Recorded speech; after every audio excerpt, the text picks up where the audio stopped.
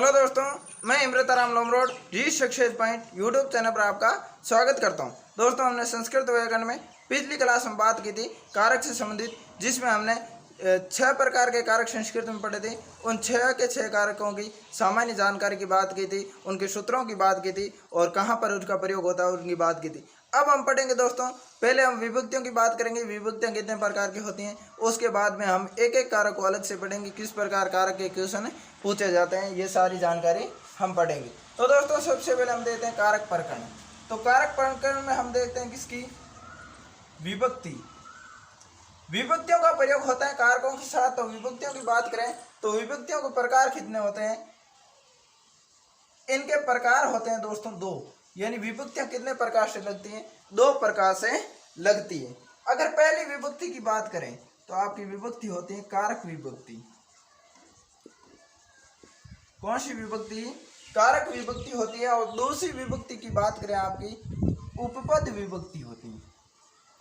उपपद विभक्ति, कारक विभक्ति और उपपद विभक्ति, यानी विभक्तियां 2 प्रकार की होती है। सबसे पहले हम बात किसकी करेंगे, कारक विभक्ति की।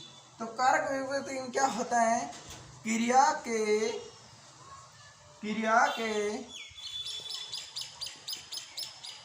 आधार पर, क्रिया के आधार पर होने वाली, क्रिया के आधार पर होने वाली विभक्ति कारक विभक्ति कहलाती है।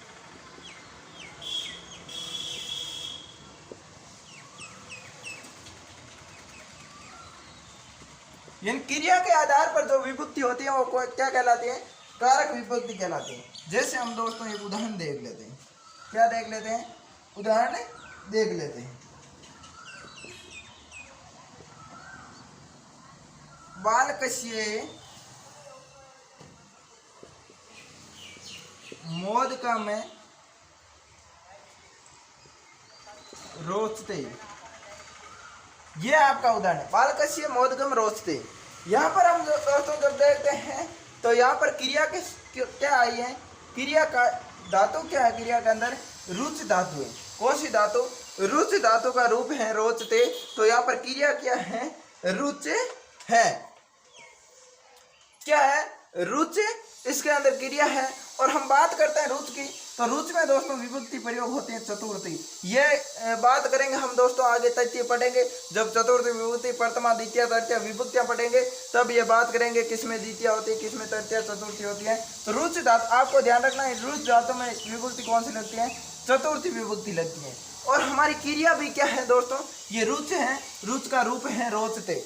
तो इस रुच धातु के साथ चतुर्थी लगती है। तो यहाँ पर किस में लगेगी, इस बालक के में किस चतुर्थी विभक्ति, लेकिन यहाँ पर लगी क्या है, षष्ठी विभक्ति लगी। तो ये बिल्कुल दोस्तों आपका क्या है, गलत है। क्या है, गलत। तो आप इस बालक के साथ क्या लगाएंगे, बालकाय। यहाँ पर तो आपने क्या क्या इस क्रिया के आधार पर क्या क्या विभक्ति का प्रयोग किया, और इन्होंने क्या कहा, क्रिया के आधार पर होने वाली विभक्ति क्या कहलाती है, कारक विभक्ति। तो यहाँ पर यह विभक्ति का प्रयोग किससे हुआ, इस क्रिया के माध्यम से हुआ। और क्रिया के माध्यम से जिसमें विभक्ति का प्रयोग होता है वो कौन सी कहलाती है, कारक विभक्ति। तो यहाँ पर क्या हुआ, कारक विभक्ति का प्रयोग हुआ। यानी जहां पर आप क्रिया के माध्यम से कारक का प्रयोग करो, विभक्ति का प्रयोग करो, वहां पर आपकी क्या होगी, कारक विभक्ति होगी। अब बात करें उपपद की। उपपद की बात करें तो दोस्तों इसमें क्या होगा, अवयवों, शब्दों, अवयव शब्दों के योग में उपपद विभक्ति। उदाहरण के माध्यम से समझेंगे, होती है। यानी अवयव शब्दों के योग से जब कारक विभक्ति का प्रयोग होता है तो वहां पर उपपद विभक्ति आप उसे कहेंगे। कौन सी विभक्ति कहेंगे, उपपद विभक्ति कहेंगे। अब हम बात करते हैं एक उदाहरण की, इसकी बात करेंगे उदाहरण की। उदाहरण है गणेशस्य नमे, गणेशस्य नमे। अब दोस्तों यहाँ पर क्या हो रहा है, न में आपका एक क्या है, अवयव है, क्या है, न में आपका अवयव। जब अवयव हम पढ़ेंगे तो वहां पर बात करेंगे कि कौन कौन से अवयव होते हैं। दोस्तों इस नमे का कोई लिंग नहीं होता है, और जिसका लिंग नहीं होता है वो आपका क्या होता है, अवयव होता है। तो ये नमे आपका क्या है दोस्तों, अवयव। इस नमे के अंदर दोस्तों किसकी विभक्ति प्रयोग होती है, चतुर्थी विभक्ति। यहाँ पर यह नहीं सोचिए क्रिया, अगर यहाँ पर यह नमे क्रिया होती, यहाँ पर क्रिया होती और क्रिया के अनुसार इस गणेश में क्या होती, विभक्ति का प्रयोग होता है, तो कौन सी होती, कारक विभक्ति। लेकिन इस नमे के आधार पर क्या होगा, विभक्ति का प्रयोग होगा। तो यहाँ पर गणेश आपका दोस्तों गलत है, इसमें षष्ठी विभक्ति है। आप इसके साथ क्या करेंगे, चतुर्थी विभक्ति, यानी ये बात आगे पढ़ेंगे हम, नमे के योग में कौन सी विभक्ति प्रयोग होती है। तो यहाँ पर आप क्या कीजिए, नमे के योग में गणेशाय चतुर्थी विभक्ति लगाएंगे तो क्या होगा, आपका गणेशाय होगा। नमे आपका अव्यय है, जहां पर अव्यय के आधार पर विभक्ति का प्रयोग होता है वहां विभक्ति कौन सी होती है, उपपद विभक्ति। और जहां पर क्रिया के आधार पर अगर विभक्ति का प्रयोग होता है तो वहां पर विभक्ति होती है कारक विभक्ति। ये बात हमने पिछले क्वेश्चन में की थी, एग्जाम्पल में की थी। अब बात करेंगे आगे की। अब दोस्तों हम सारी की सारी विभक्तियां पढ़ेंगे, प्रथमा विभक्ति कर्ता से शुरुआत करेंगे, सारी की सारी विभक्तियां अलग अलग पढ़ेंगे, सातों विभक्तियों को बिल्कुल आसानी से समझेंगे। सबसे पहले एक दोस्तों आप नोट लिख लीजिए, नोट है जैसा कर्ता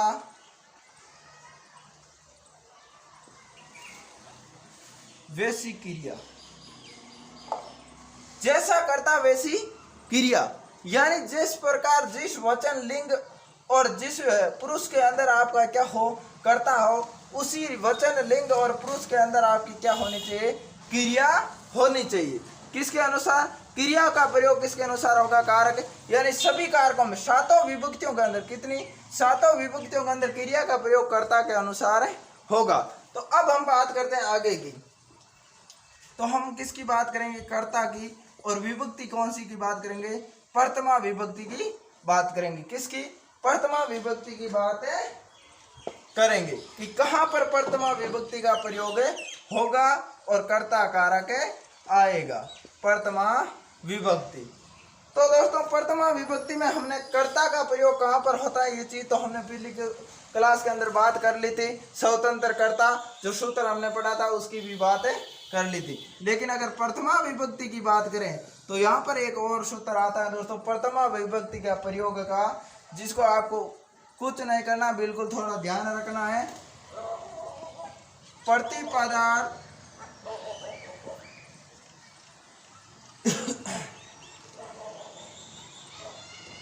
प्रातिपदिकार्थ, प्रातिपदिकार्थ लिंग परिणाम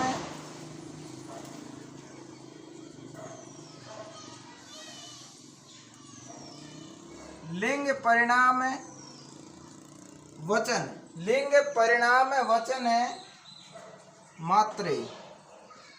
यहाँ पर दोस्तों क्या होती है, प्रथमा विभक्ति का प्रयोग होता। अब बात करेंगे सबसे पहले कि प्रतिपदिकार्थ लिंग परिणाम वचन मात्र प्रथमा विभक्ति का प्रयोग होता है। इन सारी चीजों के अंदर क्या होगा, प्रथमा विभक्ति का प्रयोग होगा। सबसे पहले हम दोस्तों हर एक विषय वस्तु को अलग अलग से पढ़ेंगे, प्रतिपदा की बात करेंगे। हम सबसे पहले बात किसकी करेंगे, प्रातिपदिकार्थ की करेंगे।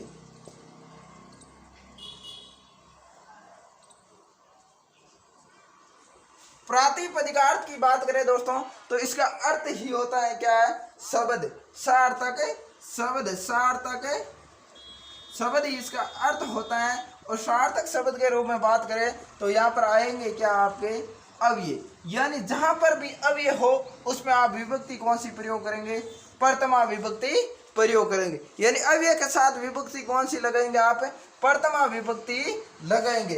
अब अव्यय की बात करें तो आपका अव्यय हो सकता है सहसा, कौन सा, सहसा एक अव्यय है। जिस प्रकार सने सने, सने सने, यानी सने सने का अर्थ होता है दोस्तों धीरे धीरे, तो सने सने। आगे बात करें ऊंचे नीचे, तो ये दोस्तों आपका क्या है, अव्यय है। और अव्यय के अंदर दोस्तों आपकी विभक्ति कौन सी होती है, प्रयोग है प्रथमा विभक्ति का प्रयोग होता है। ये तो बात दोस्तों किसकी की, हमने अव्यय की। आगे हम बात करेंगे दोस्तों किसकी, लिंग की। तो आप किस में प्रयोग करेंगे, 2 नंबर में बात करते हैं हम लिंग की। तो निश्चित लिंग के अंदर आपकी क्या होगी, प्रथमा विभक्ति प्रयोग होगी। निश्चित लिंग में प्रथमा, निश्चित लिंग के अंदर आपकी क्या होगी, प्रथमा। अगर बात करें निश्चित लिंग की तो राम शब्द है, इस राम शब्द क्या है आपका, पुल्लिंग का है। इसका लिंग क्या है राम का दोस्तों, निश्चित है कि इसका लिंग क्या होगा, पुल्लिंग होगा। आगे बात करें लता, लता की बात करें तो दोस्तों स्त्रीलिंग का शब्द है, किसका, स्त्रीलिंग का। और फलम की बात करें तो ये किसका है, नपुंसकलिंग का। अब दोस्तों निश्चित लिंग की बात करते हैं। राम, राम एक पुल्लिंग का शब्द है दोस्तों, इसको आप रामी नहीं बना सकते। क्या नहीं कर सकते, स्त्रीलिंग में परिवर्तन नहीं कर सकते राम को। लता को आप पुल्लिंग में परिवर्तन नहीं कर सकते हैं, और फलम को आप किस में, पुल्लिंग में परिवर्तन नहीं कर, यानी इनको पुल्लिंग किसी भी लिंग के इसको किसी भी लिंग के अंदर आप परिवर्तन नहीं कर सकते। ये राम पुल्लिंग का है तो पुल्लिंग ही रहेगा, लता स्त्रीलिंग का है तो स्त्रीलिंग। यानी जहां पर या इसी प्रकार निश्चित लिंग हो, निश्चित लिंग वाले शब्दों के साथ किसका प्रयोग होगा, प्रथमा विभक्ति का प्रयोग आपका होगा। अब बात करें एक और विषय वस्तु की बात कर लेते हैं इसके साथ ही, कि लिंग मात्र की अधिकता में आपका क्या होगा, प्रथमा क्या प्रयोग होगा। लिंग मात्र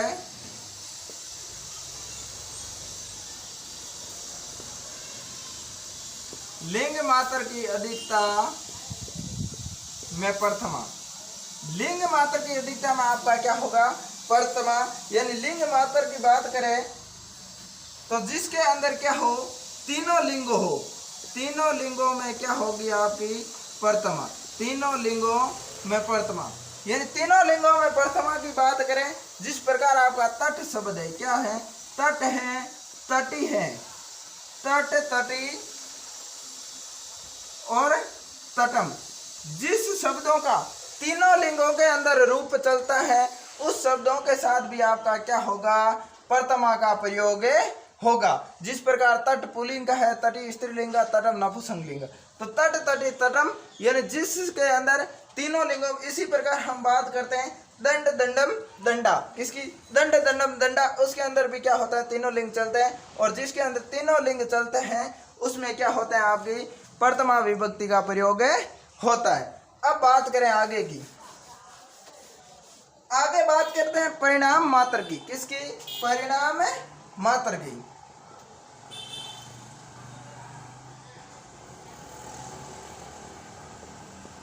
परिणाम मात्र में दोस्तों आपकी क्या होती है, प्रथमा। और यहाँ पर परिणाम मात्र का अर्थ की बात करें, जहाँ परिणाम का अर्थ किससे हो दोस्तों, माप तोल। जहाँ पर भी माप तोल का अर्थ हो, माप तोल हो, वहाँ पर आप क्या करेंगे, प्रथमा विभक्ति प्रयोग करेंगे। जिस प्रकार हम बात कर लेते हैं द्रोणे, द्रोणे किसकी बात कर रहा है, किले की। और वीरी भी आपकी किसकी बात कर रहा है, परिणाम की बात कर रहा है। तो द्रोणे और वीरी जो ये माप तोल हैं, यानी द्रोणे किलो हैं और इसी प्रकार वीरी है, तो आप इस नाप तोल के अंदर क्या करेंगे, माप तोल के अंदर आप प्रथमा विभक्ति करेंगे प्रयोग। जहां पर भी आपको माप तोल का शब्द दिखे, यानी किसी विषय वस्तु को मापी या तोली जाती है, वहां पर आप प्रथमा विभक्ति का प्रयोग करेंगे। अब बात किसकी करेंगे, आगे की बात करते हैं वचन की। तो वचन मात्र में भी क्या होती हैं, वचन मात्र में भी आपकी क्या होती हैं, प्रथमा प्रयोग। अगर वचन मात्र की बात करें वचन का अर्थ दोस्तों यहाँ किससे है, संख्या से है। और जहां पर संख्या का बोध हो वहां पर भी क्या होगी, प्रथमा।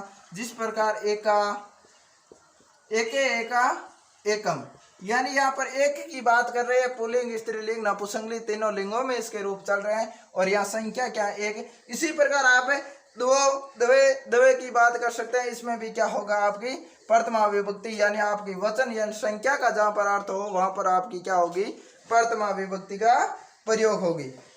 ये तो दोस्तों बात इस सूत्र की प्रथमा विभक्ति में इस सूत्र का प्रयोग क्या होता है, इस सूत्र का अर्थ क्या है, ये बात हमने कर ली।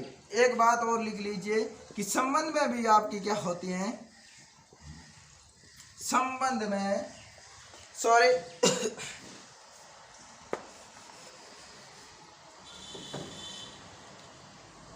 एक बात और लिख लीजिए दोस्तों कि संबोधन में आपकी क्या होती है, प्रथमा होती है।